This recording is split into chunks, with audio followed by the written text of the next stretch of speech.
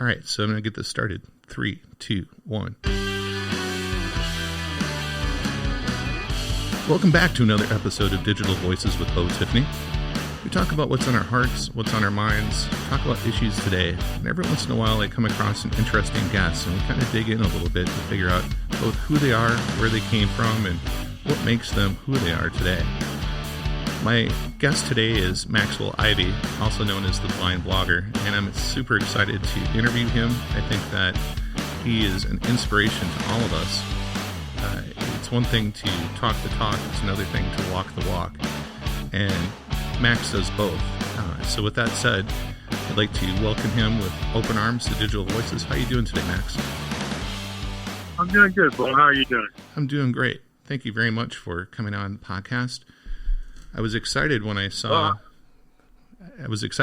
your initial reach out to me. Your history I found was compelling in this day and age. I think there's not enough inspiration to people out there. There's so much chaos that I think we need to just put a little bit of inspiration and let people know not to give up. And I think your story is a great example of that. So with that said, why don't you tell us a little bit about yourself and we'll kind of dig in. Where are you from originally? From the Houston, Texas area, out in the northwest side. They generally refer to it as Spring or the Spring Cypress area. And other than times when I've traveled with the carnival or when I've moved away for school, I've pretty much lived in the same area all my life. I grew up in a family of carnival owners and was lucky enough to be part of the business for over 15 years before my dad's death.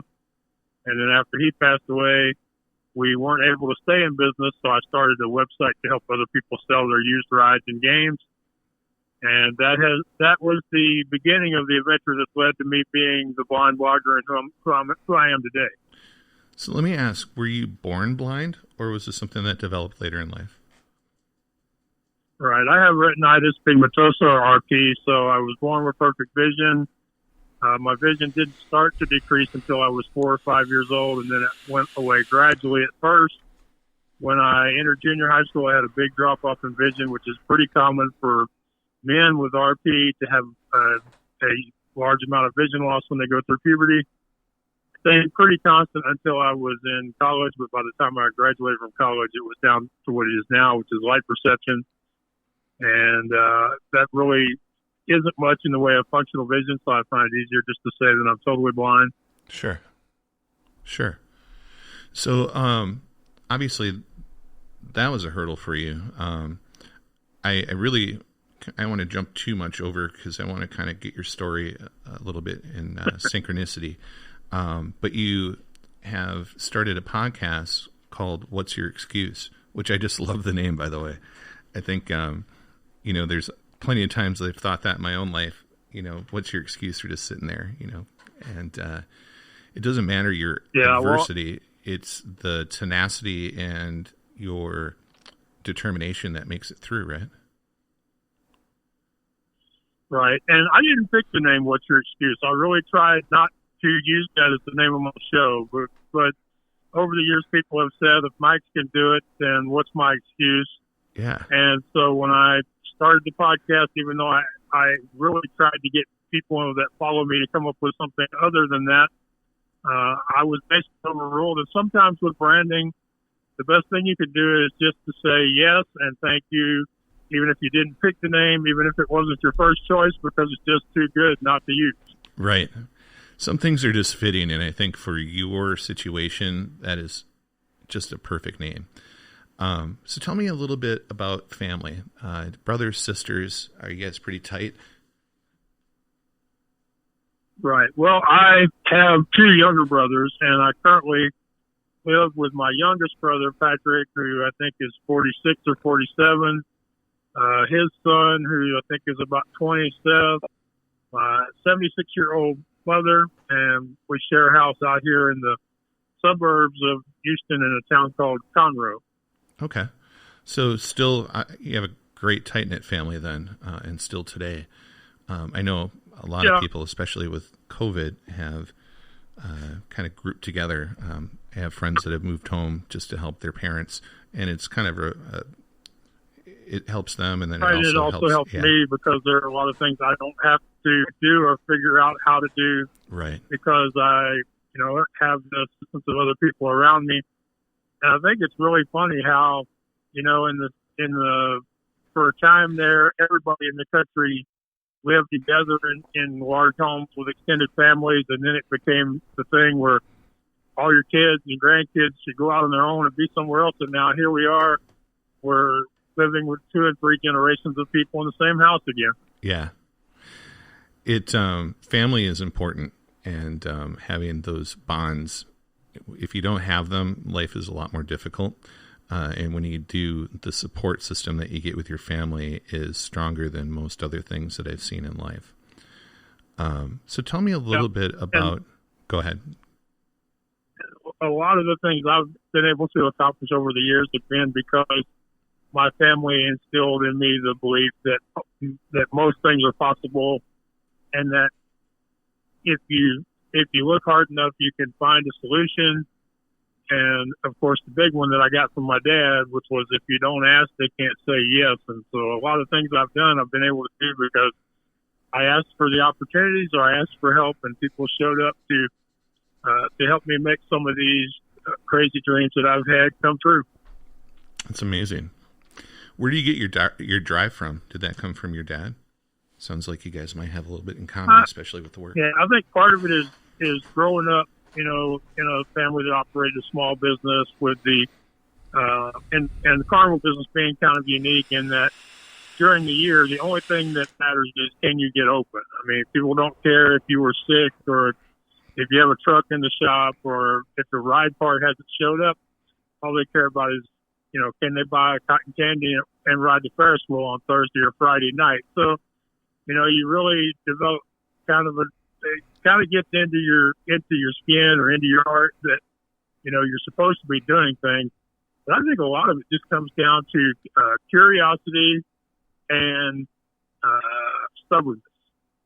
Curiosity for things I haven't tried yet or that I don't know anything about, and stubbornness to where just because something is difficult doesn't mean that, that I shouldn't do it or that I can't find a way to do it. I think those two kind of go hand in hand. And one of my favorite authors, Elizabeth Gilbert, wrote a book for creative people called Big Magic. And in there she said that curiosity will carry you through when passion deserts you. That's such a great quote. Was Dad, let me ask you this. So as you started to develop your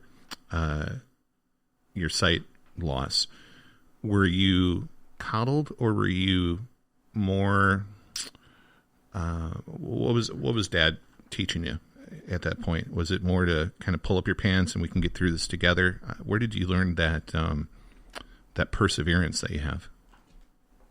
Yeah, well, sometimes it was very difficult when, you couldn't play the games other kids did, or they had to change the rules so you could play, or when toys you wanted to play with didn't work out. Things like that were, very discouraging. And then as I'm one of these people, I always love to read, so not being able to read as quickly as I used to because I was having to go to, larger print books or using a closed circuit monitor or eventually audio and braille.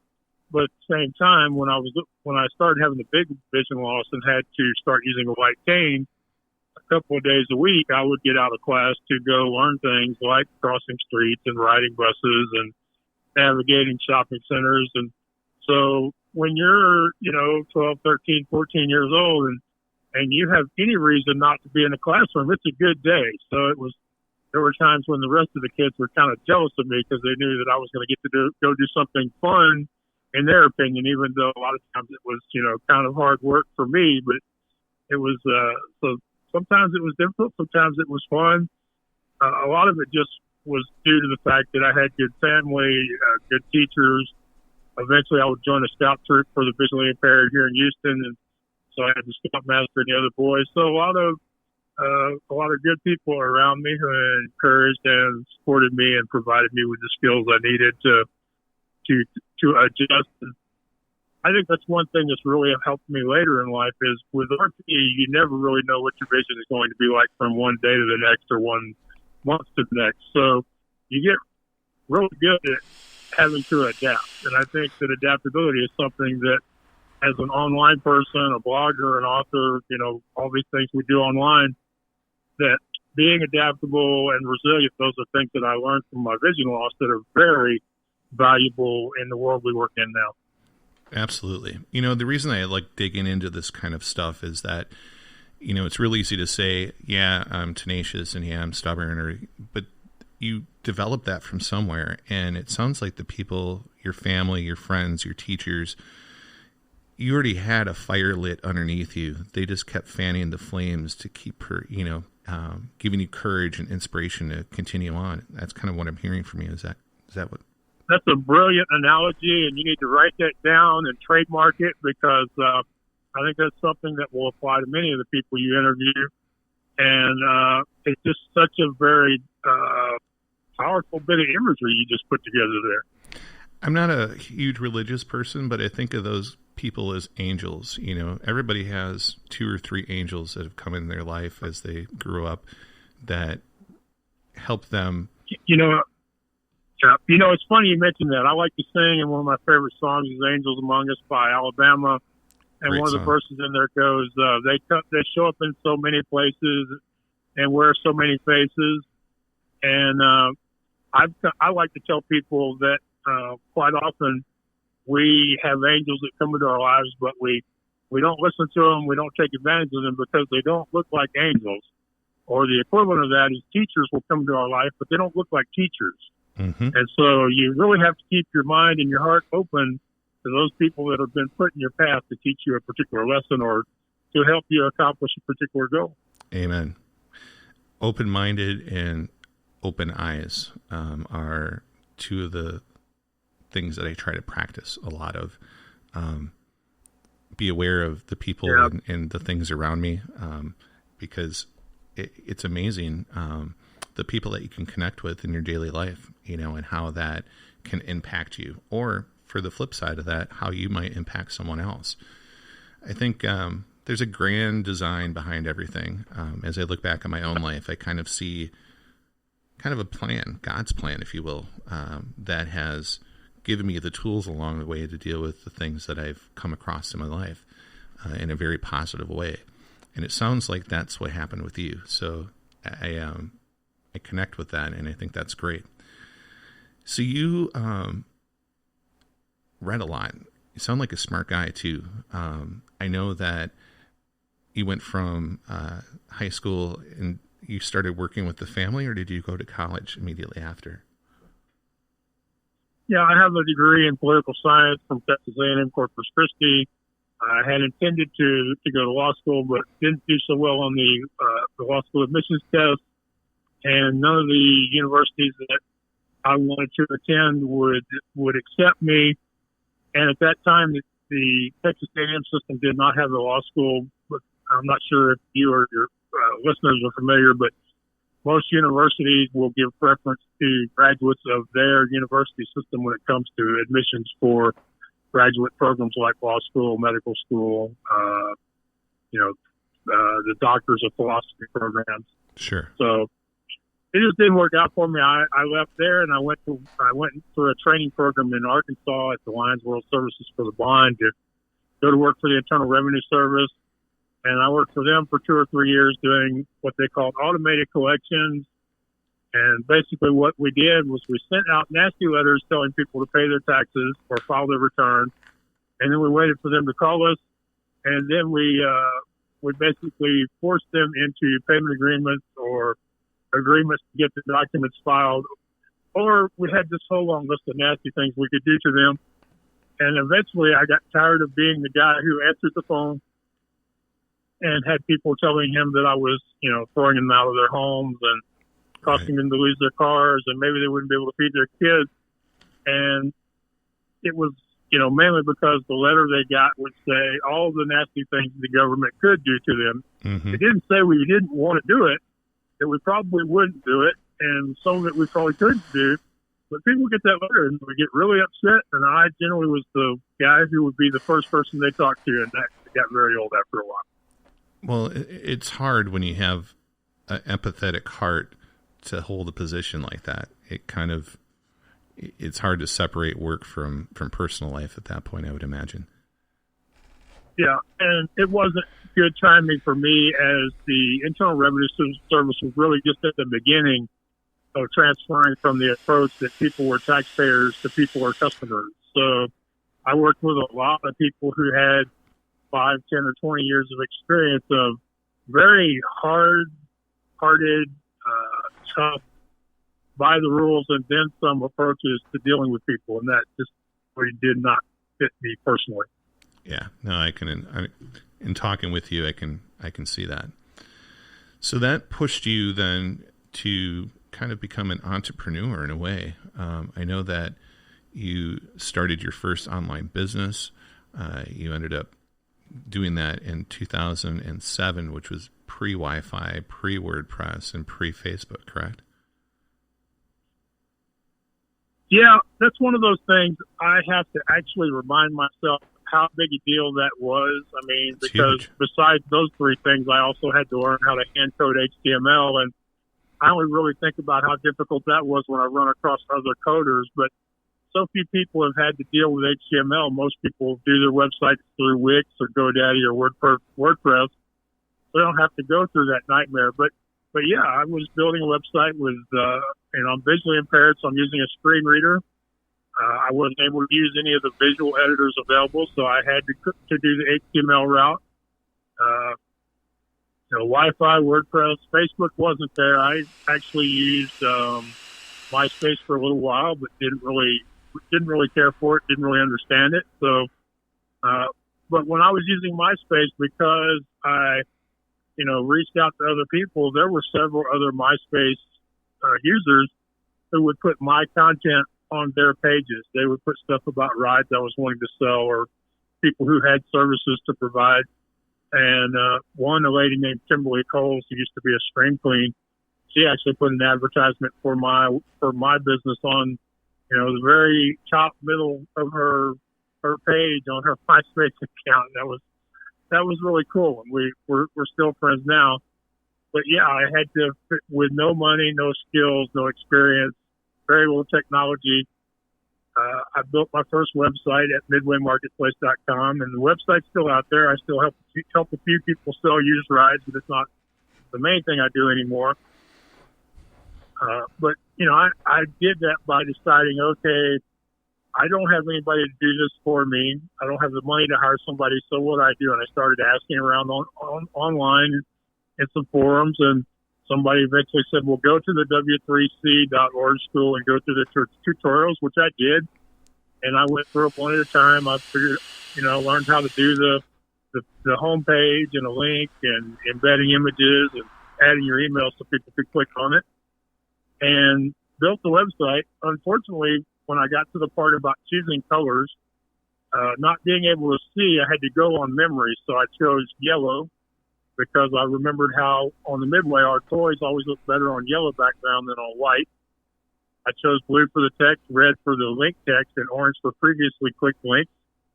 Only to find out later that the yellow was an ice creaming yellow, the blue was a dark navy, the red was a dark brick, the orange was a fluorescent orange, like something you'd see on the side of a NASCAR car or a dive bar sign. Sure.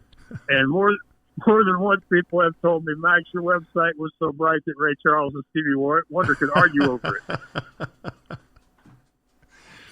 It's the things that make you laugh, right? But the site was out there. Yeah. It served its purpose, because, sometimes I find not necessarily inspiration, but confirmation in some strange places. In the movie Silence of the Lambs, Hannibal says, how do we learn to covet? We covet what we see. Well, it's the same thing with selling stuff. Mm-hmm. If people can't see it, they can't fall in love with it. If they don't love it, they won't buy it. And so the whole purpose of that website was to put pictures and videos of rides where people could see them so they would buy them. And even though the website was very, bright, vivid, gaudy, it served its purpose. And I continued to focus on, instead of worrying about the website not being perfect, which a lot of people can't get past, right. I focused on recruiting new clients and adding new equipment and promoting the heck out of the equipment I did have. And as a result, I've sold hundreds of thousands of dollars of rides and games on 5 continents over 12 years or so. And most of that with a very bad website. Thankfully, a guy named David, Ashley Fox from MadLemmings.com came along in 2011, 2012, and convinced me that I needed to move to WordPress and helped me move over to WordPress. So now the site is much more traditional. I don't have to work as hard on it because it's in WordPress and not HTML. Right. And, but, you know, without that guy's help, I'd probably still be doing it one line of code at a time. And trust me, that's not fun for nobody. Whether you can see it or have to listen to it, it still is just not fun. Right. Well, I think that it's amazing that there's a gene in some of us or a trait that some of us have where if we don't have the tools, we will go out and learn how to do it ourselves, right? We are self-starters. We don't take no for an answer typically, and we typically don't have resources or whatnot to get us started, and so we have to do all that baseline work ourselves. What you've been doing... Right, but go ahead. Yeah. But the thing is I believe anybody can do it, but the problem is it comes down to that decision. Bingo. We have to decide that there is a solution. And then we have to decide, even if the solution is distasteful, even if it's something that makes us look stupid, that no matter what the decision is, we are going to act upon it. But we have to, whatever the solution is, we're going to act upon it. We have to, but anybody can make those decisions if they want to. Anybody can get to that point where they go, I don't have an excuse. If they don't have a choice, if you can get yourself to the point where you can believe or talk yourself into the idea that the only choice you have is to do this, no matter how difficult it is, then you can. But it all starts with making a decision. You have to decide that you want to do this badly enough to do things that you don't like, and then you have to decide to look for those solutions and find them. And I think anybody can do that. I'm not going to say it's easy, and what do you think? It's one of those things that if it's not part of you already, you're going to have to build up to it. You're going to have to really think about it. Absolutely. And focus on it. And you're going to have to go through the actual conversation with yourself to make those decisions. I'm good at it because, and I think my vision loss and the business that I was in, the family I grew up in, as you say, I think a lot of that prepared me to be one of those people who will find solutions. But anybody can do it. The difficulty is in forcing yourself to go through that process. Yeah. And sometimes when you're forced to go through the process, it's not by choice. I think that's one aspect. The other is there's some roadblocks that get in people's ways in their own heads, whether they don't have enough self-confidence in themselves or whatever the case may be, but they just don't, they can see, I want to go down that path, but they just can't get that first, that the fear that goes along with it, maybe of the unknown or the uncertainty if they can do it. What you said earlier in our cast here is you just do it, whether you're good at it or not. If you're compelled, if you need to do it, you do it. And everybody, even myself, starting out my podcasts, they're not perfect, but each one that I do gets better.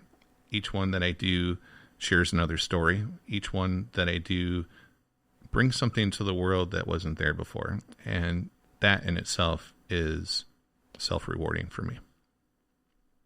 Right. I like to think of this. There's a saying that I'm a storyteller. I like people who are storytellers. And there's a saying that no matter how good the story is, it gets better with the telling. And I think that's the way it is with our podcast or a book, is that nobody's really good at this when they start. But if they wait until they are good enough, they'll never release their podcast. Right. And there'll be anywhere from dozens to millions of people who cannot be educated, entertained, informed, inspired, or challenged because you never released your content out into the world. And I tell people all the time, don't ever wait until you think your story is good enough to start sharing it. Don't wait until you think your work is good enough to release it out into the world, because one, we need every bit of positive storytelling we can get. And two, a lot of people have the same dreams you do. They have the same fears you do. Mm-hmm. And they will be impressed by anybody who can get past the fears they have and do something. Even if they do it badly, you're still doing something they can't find the courage to do themselves. And so they will give you a pass. They will see you as better than you see yourself. And a lot of people just love watching somebody's journey. They love watching those rags to riches stories. They love watching somebody who starts out with a podcast who, maybe isn't so great week one, but they keep doing it. And, 3 months later or a year later, they have a huge audience because they allowed people to see them at their worst. They allowed people to see them grow and get better. They allowed people to fall in love with them, warts and all. And those are the kind of followers that, you can't buy those kind of people. They will be the kind of people who will support and encourage you when you're thinking about quitting, who will tell their friends to watch your show or listen to it, or who will buy your products or hire your services or tell somebody else that needs to work with you. Those are the kind of people you only attract those people if you let them see the process. If you start the work now, let them watch you grow through the process and get to be a really good podcaster. Mm-hmm. Absolutely.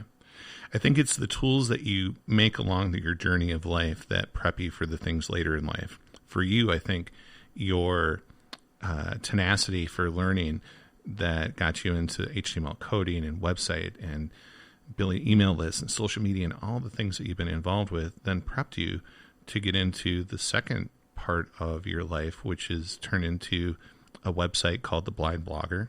You've done some self-help books. Now you're doing podcasts and radio interviews and traveling and spreading positive energy and inspiration to the people that come and see you.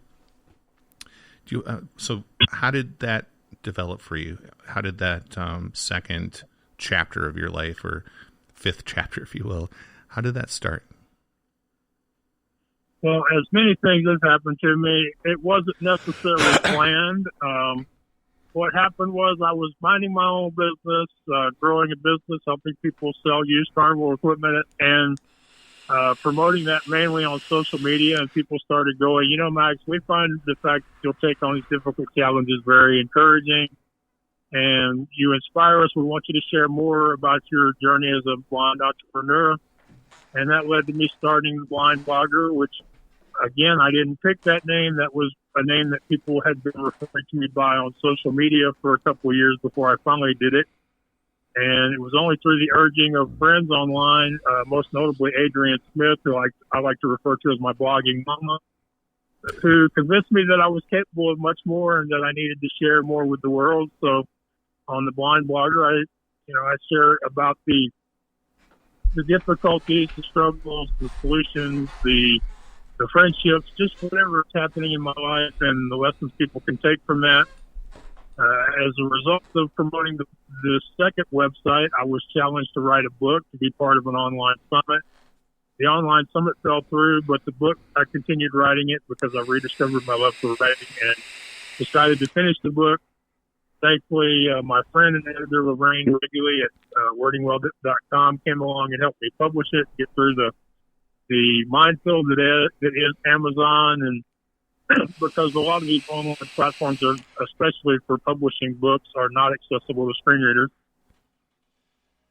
People were encouraged by that book, and one of the dangerous things about publishing a book is you start finding ideas for other books, and so now I'm up to my fourth book, the second book in my travel series, which is called The Blind Blogger's First Speaking and Signing Adventures: How You Can Conquer Your Fears. And even before The Blind Blogger, I had been doing podcast interviews to promote the Midway Marketplace. So I just continued doing those podcasts and radio shows. I just changed the topics that I would talk about.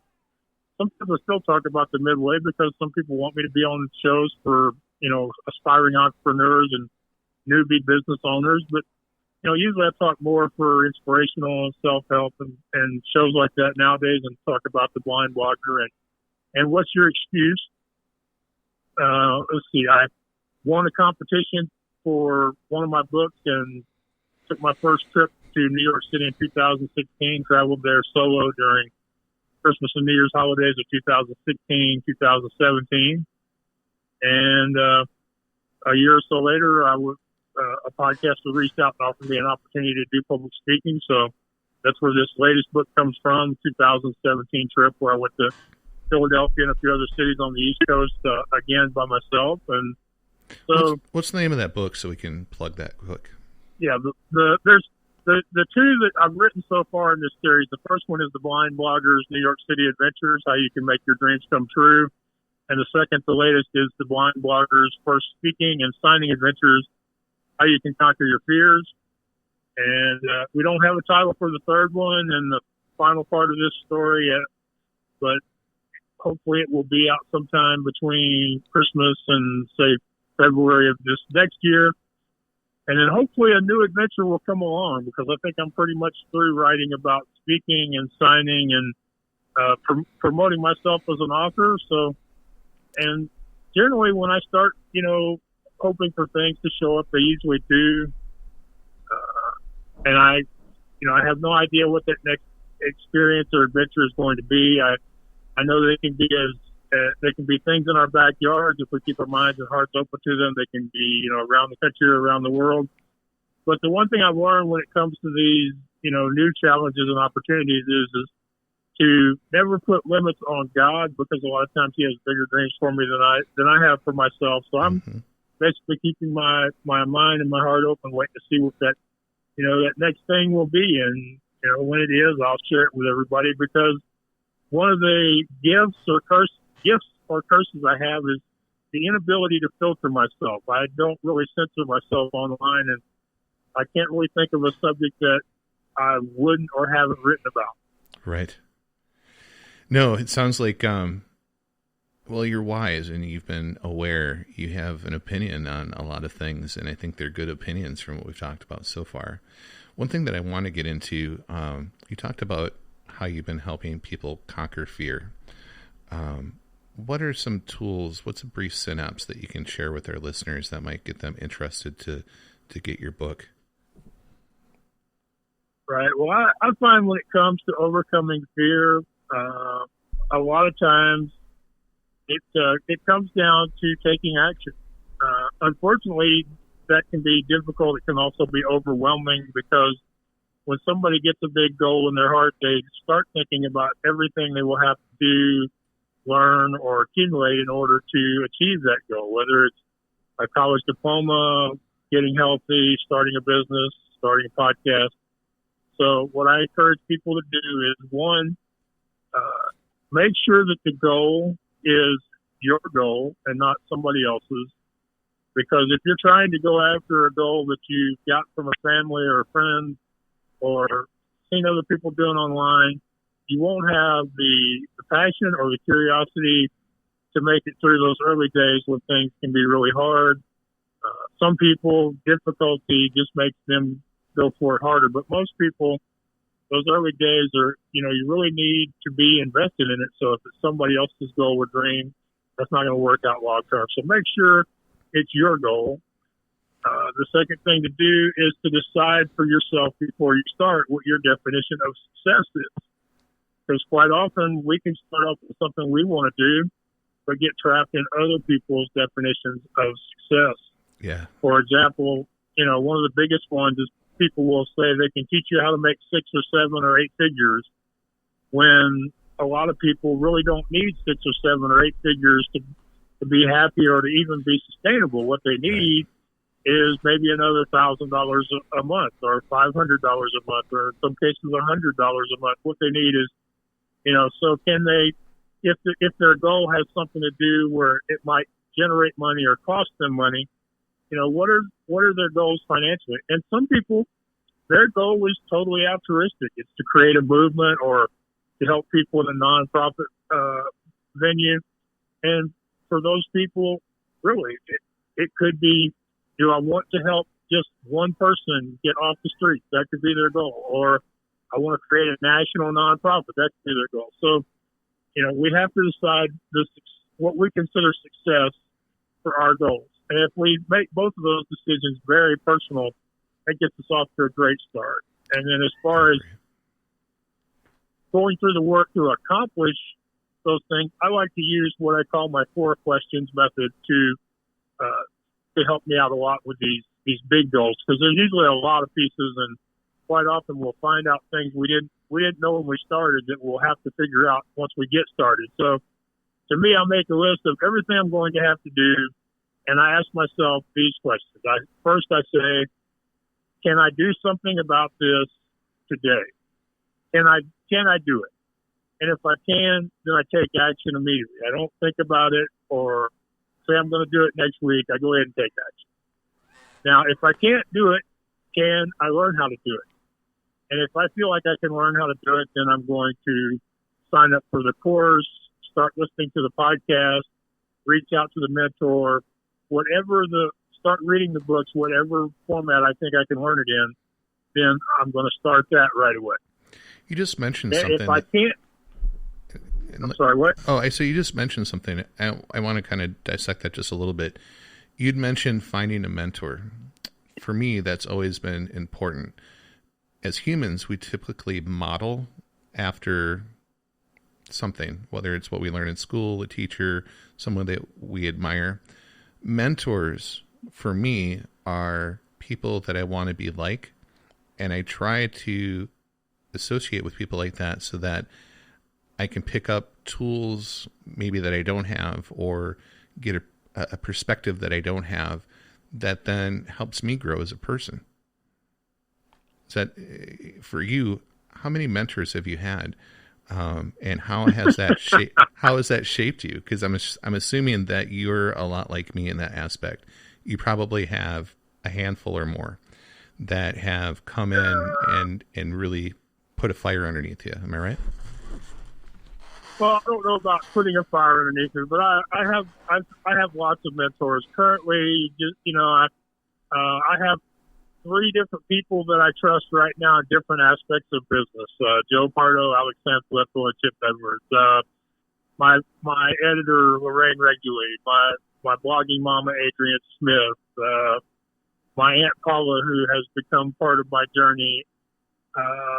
Trying to think. There's just so many of them, and they take different, they mentor me in different aspects of my life. There's some from church that mentor me in my spiritual life. There's some online for my business life. There's other podcasters that I try to emulate, or business people who I've seen be successful. There's also some people who are visually impaired or who have disabilities that, I try to learn from them as far as benefiting the community of people who have disabilities. So it's just, depending on what I'm trying to do at any given point, I may have, not only multiple mentors, but I may be in the market for a new mentor. It just depends, because Sure. I do love learning. One of the most brilliant quotes ever is that a smart man learns from his mistakes. A wise man learns from other people's mistakes. Amen. Yes. That's something that I try to do too. It's not always easy, because we learn lessons through just living life. But if you can at least mitigate some of the hurdles that you might go through in your personal life by learning through what your friends, or peers, whoever has gone through, and just watching that, and you can learn just by observing. So I think that's great. There's a couple keys that I'm picking up here as I've been doing these casts. One is, everybody can put their mind to anything, but we all have strengths and weaknesses. So know thyself, right? I think that's important. Know who you really are, not who you think you are. And part of that, I think, comes in by being open and not having some kind of Well, I tend to agree with you, but it's when you say know who you are, a lot of times that's not a positive. For example, a lot of people, they think they know who they are, but they limit themselves in their own definitions of who they are. I'll take myself as an example here. I was helping people sell equipment online, and people came along and said, Max, you have the ability to inspire others. And my response was, my story isn't all that impressive. I haven't done anything other than build a website, start a blog, and do that sort of stuff. But it was explained to me that there are so many people in the world who don't have a physical disability or anything really standing in their way to keep them from going after their goals, and yet they don't do anything. They don't take action. They sleepwalk through their lives. Right. Whereas I'm a person who has a built-in roadblock, an actual disability, and I choose not to use it. And the truth of the matter is, if I had decided to sit on my couch and eat junk food and listen to the TV, nobody would have said a thing about it. But I chose to show up and work hard anyway. And so it was finally explained to me that that's why I'm compelling. That's what makes my story inspirational. Mm-hmm. Well, some people, they really have to have somebody outside themselves to show them just how special they are, to show them that they are more than what they think they are, or have more abilities than what they are seeing. So, if you're talking about a mentor, or even, if we're talking about having a community of people who will encourage you, if you don't have at least one person who will either tell you you're better than you are when you run yourself down, or tell you that you're not as great as you are when you're pumping yourself up, you need to go find one of those people that will tell you the truth straight up, good or bad, and will help you become that better version of you, whether it means improving yourself or realizing that you still have farther to go. Right. I totally agree with that, and that's such a great point that I was missing. What I mean more, I guess, like when knowing your strengths and weaknesses, not all of us are great singers. None of us will play, some kind of sport on an NBA level or something like that. Yeah. We realistically kind of know ourselves to a certain extent. And if you don't, I think part of the journey is learning who you are, and having people, like you're saying, that help give you that sense of self-identity. Right. Well, again, I will agree with you to a point, but for a lot of people, they haven't challenged themselves in years. They haven't tried anything new. And just like when we tell a child, how do you know if you like green beans or asparagus if you don't eat them? Right. A lot of things people would be good at if they just decided to experiment with many different, skills, experiences, and find out if they're capable or not. Many of the time, I was forced into trying things because I felt like I had to do them in order to move my business forward. Sure. But so many people have these opportunities. I mean, there are lots of college courses. There are lots of podcasts. There are lots of activities, and maybe not so much now with Corona, but more people. It's sad that most of us have to get to that point where life forces us to try new things, as opposed to deciding on our own to stretch ourselves and to make ourselves uncomfortable and find out if maybe we're capable of more than we think we are right this moment. Because I tell you, 13 years ago, I thought the only thing I was capable of was running the carnival. And then 9 years ago, I thought the thing I was capable of was brokering amusement equipment. And now I'm at that point where I really don't think there's anything. There's a few things that I'm not capable of, but I really think that most anything I could do eventually. Now I have to decide whether or not something that's being suggested to me will move me forward, or whether it's just doing something because somebody dared me to do it. I wasn't going to let them say I didn't. So right. I do think that people need to make an effort to challenge themselves occasionally with something they've never done before, whether that be educational or experience, so that they find out now, as opposed to having to find out later when their health causes them an emergency or when their business fails. Mm-hmm. Yeah, it's I was talking about, those roadblocks earlier in our podcast, that whether it's fear, whether you just have grown up in a situation where perhaps you don't feel like you can, you don't really know yourself very much. So I think part of that, again, is exploring the things that teach you who you are, by applying yourself in various areas.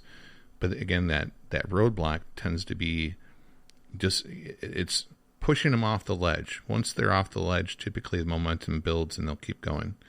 It's just getting them to jump. What can you add to this to give people the tools to make that jump? How did you do it, or how have you seen other people that have struggled getting past, that sheeple position in life where you're just kind of complacent and you don't really, apply yourself to grow? I would say start by jumping from small buildings. And that sounds a little facetious, but I mean, really, I didn't start by creating a website. I didn't start by starting a podcast. I started by filing for a domain name. Right. And not knowing how I was going to build the website that went with the domain name. So when it comes to taking that leap, can you take that leap? And is there something small you can do today that is risky? I mean, for some people, spending $20 for a year's worth of a domain name and hosting can be a big risk for them because they just don't have a lot of money. Right. So can you start with a small risk, with a small ledge or a small cliff, and build up the experience of having jumped off of those and lived through it? That's what you need to do. Kind of desensitizes you to that, right? Huh? It kind of desensitizes you to that fear. Okay, well, I can jump from here and it's okay. And so then you push yourself a little further. So you try a little higher building, not necessarily a skyscraper, but, one that's a couple floors more. But that is kind of what we're talking about, right? That when you're making the small jumps, it's not as scary as making a big one, but it also kind of desensitizes you to the fear, where as you accomplish the small jumps, you start to wonder, well, what else can I do? Right? What else can I be good at? Yeah, exactly. Yeah.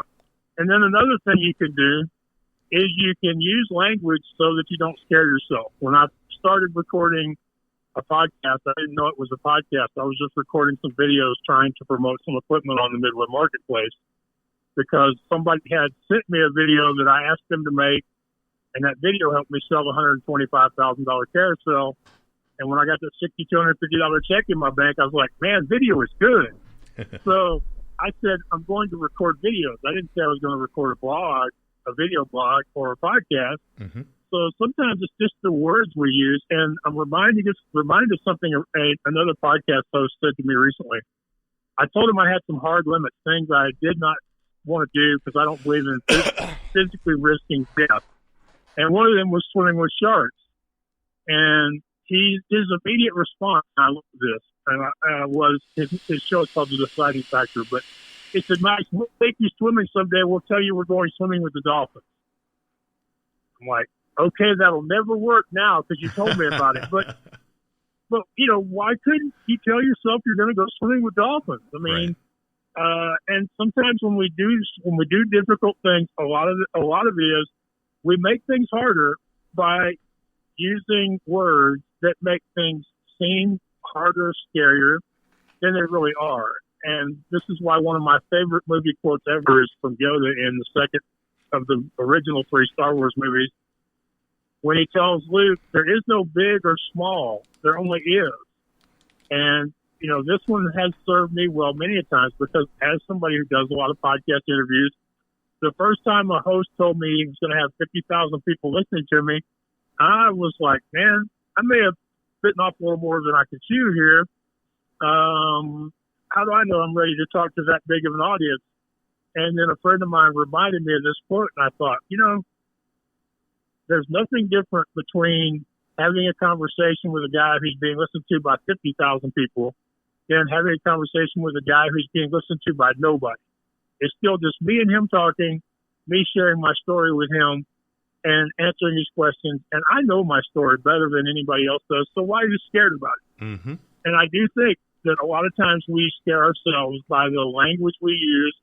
And that's why I'm reminded of the podcast host who said, Max, we're just going to tell you you're going swimming with the dolphins. Or those the preconceived notions of what you're going to be doing that you haven't done before. Because you haven't done it, you don't know what it is, right? So you have sometimes these illusions of what it's going to be that are completely different than the reality.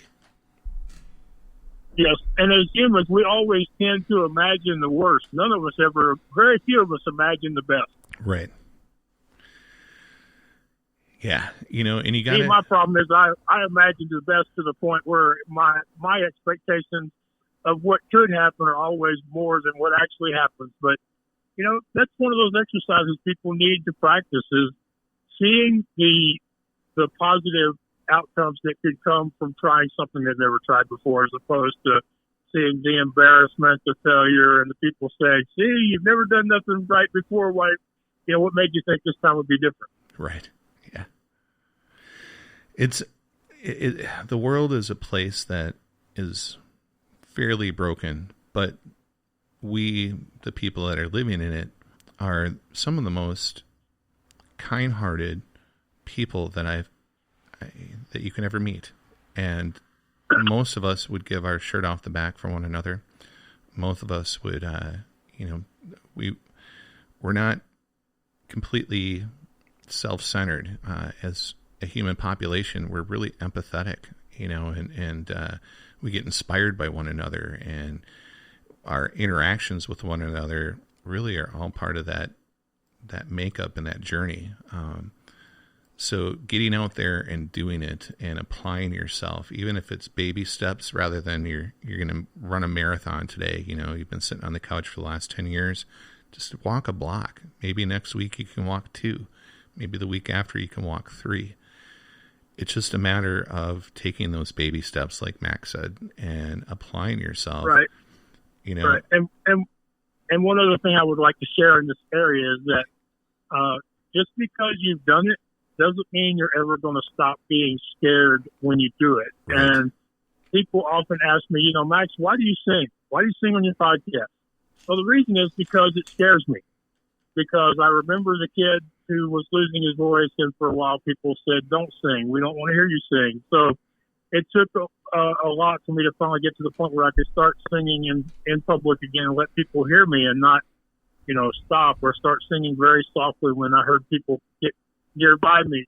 Mm-hmm. And so it's something that I do, and every time I do it, it reminds me. And it's not as scary as it used to be, but there's still, a lot of that old, the baggage from somebody in his, 12, 13, 14 years old area that comes back whenever I do it. So that's one of the reasons why I continue to do it, and why I'm happy that people like me singing as part of my talks and my podcast, to the point that when I stopped doing it a year or so ago because somebody scared me into thinking I might get sued over it, several previous guests got a hold of me and said, no, Max, you can't stop singing because that's one of the best parts of what you do. So, you talk about living your talk or walking your talk. That's why I continue to sing as part of my public speaking and my podcast, because it does still make me nervous. It's one of those things that I can teach a lesson just by doing it. Yeah.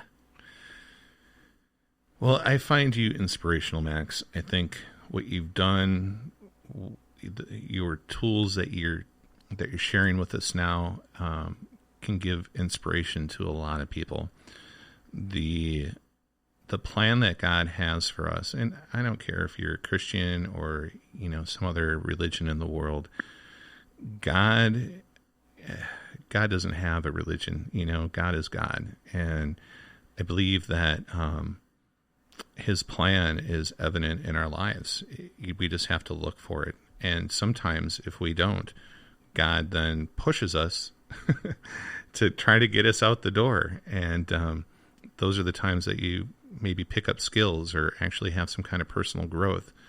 What I think Max was saying, and tell me if I'm wrong, is that you're a lot further ahead if you are able to do that on your own without some kind of divine intervention, if you will. Am I right? I've come to there's a thought I had a few years ago about God and about people that get to that point where things are so bad they have to change. And I thought one time, I said, it's kind of like this. There's an expression that when one door closes, another door will open, or a window will open. Right. And it got me to thinking, but if you try to hold that door closed, you try to hold that door open that's closing behind you, sometimes God will just decide to burn the house down. Right. And I think that's what it is when we hit rock bottom, when we lose a business, or when somebody dies, or when we have a health emergency and we get to that point where we have to change. I think that's like, okay, I tried to tell you, I tried to give you opportunities to improve on your own, but you didn't. You kept trying to hang on to what was in your past. You kept trying to hold that door open. So I'm just going to help you out by, there's not going to be a door.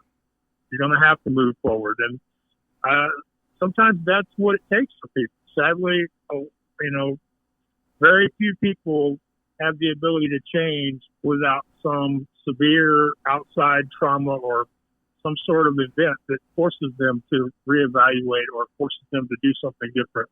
But there's nothing that says we have to wait until it happens. We can decide to challenge ourselves with new activities and experiences, and we can decide to grow now as opposed to being forced into it later. Amen. It's just to kind of circle this back to what we were talking about earlier. It's about that openness, leaving your heart open and being aware of the opportunities that are presented in your life, right? That kind of starts that ball, so that, if you're open to God's plan, if you're open to the things that come across your path, that will lead you to places. If you close yourself off, then it's going to take you to the place where God intervenes and gives you a kick in the butt, or has to burn down the house, right? You still there? Yeah. It does come down to just keeping your heart and your mind open to the potential, to opportunities, to the people that will come into your life. And in that area, I like to tell people you are going to meet the people you expect to meet. So if you live your life fearful, expecting people are going to treat you poorly, those are most likely the people you're going to run into. But if you spend your life expecting to meet helpful, supportive, encouraging people who will help you on your way to where you want to go next, then those are mostly the people you're going to run into. Yeah. I enjoyed our conversation today, Max. Any parting words, anything that we haven't touched on that you want to touch on? Also, for our listeners, I'll be including links to Max's website, his blindblogger.net link, along with some other stuff, so that we can get you guys connected. I encourage you to look into Max's work. I think what he's doing is amazing. And again, the name of your podcast is called The Blind Blogger, correct? Right. Well, the website is theblindblogger.net. The podcast is called What's Your Excuse, and they can go to what'syourexcuseshow.com. They can also find me by asking for The Blind Blogger or What's Your Excuse on Alexa and Google. And they can find the podcast on Roku at Knob TV. But mainly everything always goes back to the website, as I tell other creative entrepreneurs, and that's theblindblogger.net. They can also email me at justask@theblindblogger.net. And I would say that as far as leaving them with final thoughts, find one thing you can do today that will move you closer to your goal. Find one person today who will support and encourage you on your journey. Find one thing that you can stop doing, or you can just decide to ignore at this time, and find one thing to be grateful for. Great final words. Thank you so much, Max. I look forward to staying in touch with you. Maybe I'll reach out in about a year or so and see what that new chapter of your life is starting to bring to you, because I'm curious where your journey is going to take you next. All right. Well, I'm looking forward to that, and hopefully a year from now we'll be able to travel and meet people in person again. and we can try to make this happen face to face and or at least voice to voice instead of over the internet. Sounds great. Yeah, I would like that too. Well, I wish you a great day, and thank you for taking the time to talk with us today. I appreciate the time with you. This has been a wonderful experience to sit down and have a conversation with you. Sounds like you two have been through a pretty serious journey of your own. You've learned a lot of great lessons, and hopefully soon I can get you to come on my podcast. Yeah, I would definitely be interested in that. Just hit me up and we can schedule a time. Thank you again. I for our listeners, a lot of people might be dealing with something they think they can't overcome, but a lot of that isn't a physical difficulty or a mental difficulty. It's other things. I think what Max gives us is inspiration to know that no matter what you're dealing with, you just need to put one foot in front of the other and apply yourself and keep your heart open, and let God deal with the rest to a certain extent, right? So with that said, I really, really enjoyed our conversation today. I enjoyed what I've learned. I think what you shared with us today, hopefully will resonate in more people than just myself. I think that it's amazing to lead by example is the highest quality that one can have. And you are teaching through leading by example. And hopefully I think that inspires everyone that comes in contact with you. So with that said, Max, I'm going to end this. I wish you the best of days, and reach out to me when you'd like to do the reschedule for me coming on your show. All right. Thank you. I appreciate it. I'm looking forward to it. All right. You have yourself a great day, Max. Thanks. You too. Thanks, Bo. You bet. Bye now.